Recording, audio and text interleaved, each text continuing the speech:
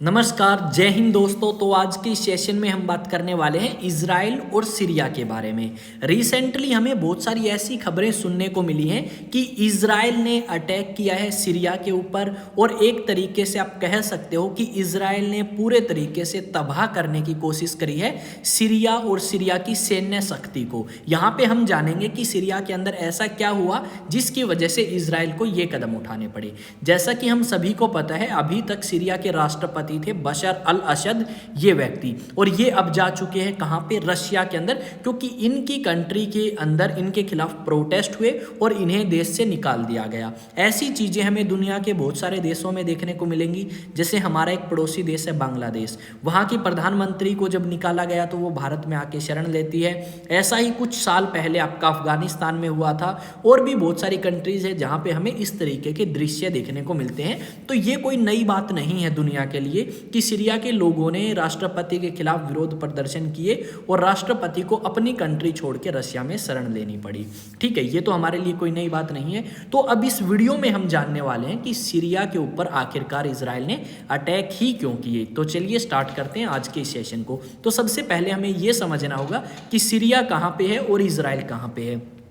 तो यहाँ पे ये देख पाओगे, ये आपका इजराइल है और ये आपका सीरिया नाम की कंट्री आपको देखने को मिलेगी। यहाँ पे हुआ क्या, रिसेंटली लोग प्रोटेस्ट करते हैं सीरिया के राष्ट्रपति के खिलाफ, और सीरिया के जो राष्ट्रपति हैं वो अपनी कंट्री छोड़ के रशिया चले गए। उसी के बाद इजराइल को थोड़ा सा डर फील हुआ कि ये जो नया संगठन आपका पावर में आया है, HTS नाम है इस संगठन का, तो ये संगठन जो सीरिया के पास हथियार हैं उन हथियारों को यूज कर सकता है इजराइल के खिलाफ, क्योंकि इजराइल का मानना यह है कि यह संगठन कहीं ना कहीं प्रभावित होगा ईरान से और ईरान का साथ दे सकता है। और अगर इसने ईरान का साथ दिया तो उससे नुकसान किसको होगा, इजराइल को, क्योंकि इजराइल के ऊपर ये जो हथियार हैं इनका इस्तेमाल किया जाएगा और इजराइल को नुकसान पहुंचाने की कोशिश करी जाएगी HTS संगठन के द्वारा, हयात तहरीर अल शाम संगठन के द्वारा। तो इस करके क्या किया, इजराइल को जब ये बात पता लगी कि सीरिया के राष्ट्रपति इस जगह को छोड़ के जा चुके हैं, उसके बाद पिछले 48 घंटों में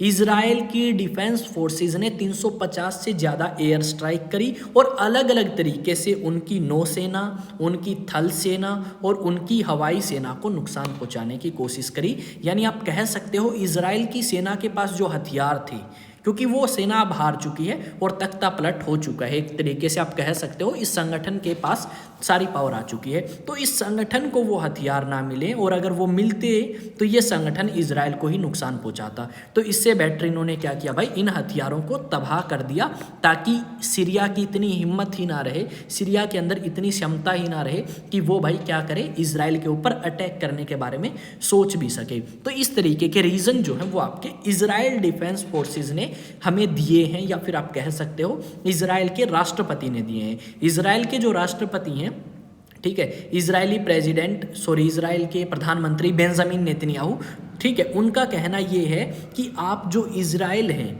वो अपनी आत्मरक्षा के लिए कुछ भी कर सकता है। अगर उन्हें लगता है कि सीरिया उन्हें नुकसान पहुंचा सकता है तो वो सीरिया के ऊपर अटैक करेगा, क्योंकि इजराइल के लिए सबसे ज़्यादा जरूरी है उसकी आत्मरक्षा।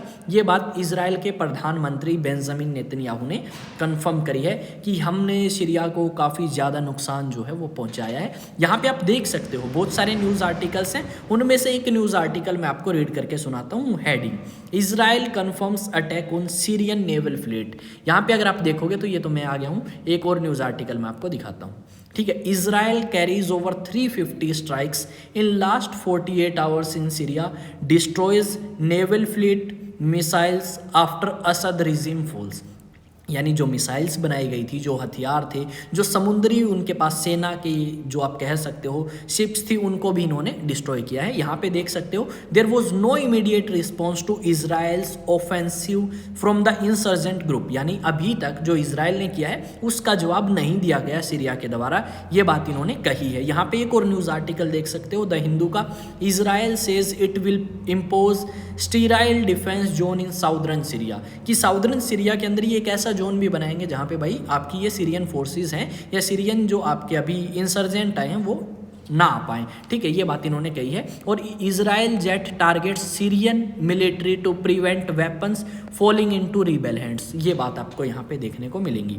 अगर चीज़ें आपको समझ आई हैं जो मैं समझाने की कोशिश कर रहा हूँ, तो आप इस चैनल को क्या कर सकते हैं, सब्सक्राइब कर सकते हैं, अपने दोस्तों के साथ शेयर कर सकते हैं, बेल आइकन को प्रेस करें और साथ में वीडियो के ऊपर लाइक करें, कमेंट करें।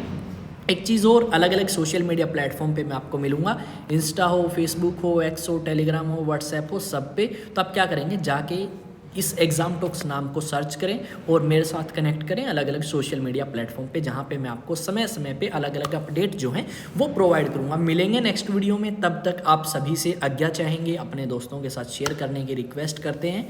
तो मिलेंगे नेक्स्ट वीडियो में। जय हिंद, जय भारत।